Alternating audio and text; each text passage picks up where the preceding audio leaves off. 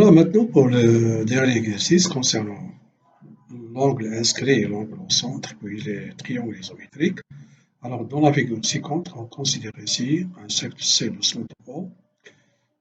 On considère la mesure de l'angle AMF qui est égale à 54 degrés et AI est égal à IF. La première question, c'est calculer la mesure de l'angle AEF, puis la mesure de l'angle AEF, montrer que les deux triangles ici sont isométriques et on déduire que IF et E est égal à IF.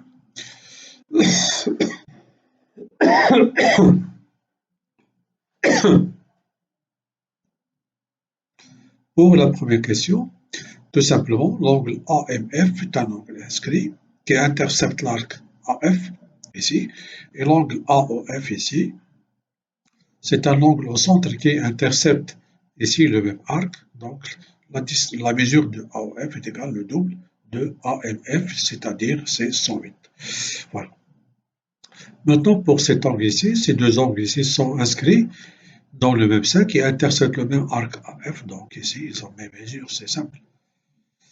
Voilà la deuxième question. Les angles AEF et AMF sont deux angles inscrits qui interceptent le même arc AF ici. Je dois mettre ici l'arc. Donc, ils ont la même mesure. Voilà. AEF est égal à AMF est égal à 54. Passons maintenant à la deuxième question. La troisième question, montrer que les deux triangles sont isométriques. Donc, remarquez bien que d'après le codage que nous avons ici, ce côté est égal à ce côté. Puis, nous avons ici cet angle ici. Bon, je peux utiliser stylet ici. Cet angle, c'est un angle inscrit qui intercepte cet arc ici. Cet angle, c'est un angle inscrit qui intercepte le même arc. Donc ici, ces deux angles sont égaux. Puis nous avons ici cet angle ici et cet angle sont égaux. Pourquoi? Parce qu'ils sont opposés par ce sommet.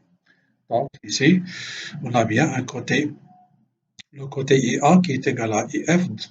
Puis le côté A, il est compris entre deux angles qui sont respectivement isométriques. Alors, d'après le troisième cas d'isométrie des triangles, alors les deux triangles sont isométriques ici. Donc, tout simplement, on va noter, montrant que les deux triangles sont isométriques.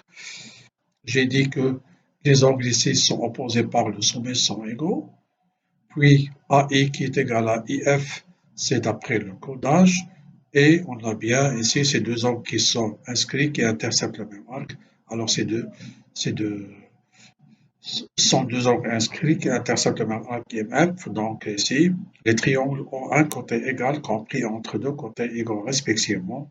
Donc d'après le troisième cas d'isométrie des triangles, ces deux triangles sont isométriques. Pour la quatrième question, alors on va déduire ceci d'après ici, cette question ici, bien sûr. Donc, puisque les triangles AIE et IFL sont égaux, ou bien isométriques, leurs angles homologues sont égaux et leurs côtés homologues sont égaux. Alors, sont isométriques, tous les éléments correspondants, ou bien homologues, sont égaux ici. Par conséquent, les côtés homologues, IE et IF, sont de même longueur. Comment on va trouver ça? C'est simple. Alors, j'ai dressé un tableau ici.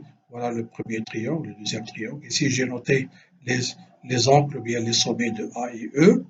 Alors, ici, cet angle A, son homologue sera ici F. Voilà.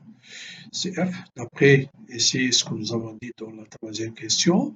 Et nous avons que AI ici, ou bien l'angle I, si vous voulez, l'angle I ici, correspond à l'angle I, sont deux angles opposés par le sommet, donc sont homologues. Donc il nous reste seulement ici E, pour compléter le triangle, et ici M. Et comme ça, qu'est-ce qu'on aura? On aura que le côté IE, son homologue, c'est IM, et bien sûr, ces deux côtés sont de même mesure. Et voilà.